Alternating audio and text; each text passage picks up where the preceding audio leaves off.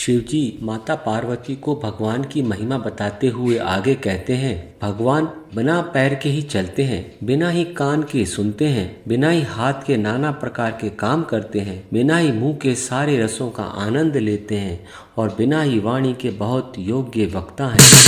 तन बिनु परस नयन बिनु देखा, ग्रहई घ्राण बिनु बास अशेषा, असी सब भांति अलौकिक करनी, महिमा जासु जाई नहीं बरनी। भगवान बिना ही शरीर के स्पर्श करते हैं, बिना ही आँखों के देखते हैं और बिना ही नाक के सब गंधों को ग्रहण करते हैं। उनकी करनी सब प्रकार से अलौकिक है कि जिसकी महिमा कहीं नहीं जा सकती।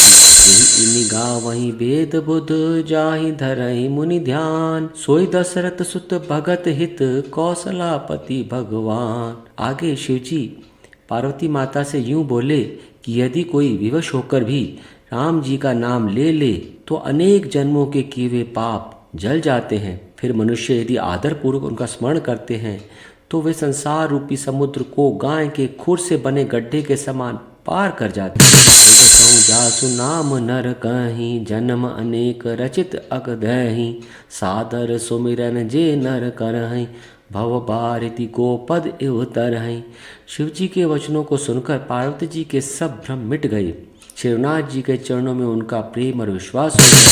पुनि पुनि प्रभु पद कमल गहीं, जोरी पंकरहु पानी, बोली गिरजा बचन बर, मनहु प्रेम रस सानी। और पार्वती जी यूं बोली, हे कृपालु, आपने मेरा सब संदेह हर लिया। अब श्री रामचंद्र जी का यथार्थ स्वरूप मेरी समझ में आ गया।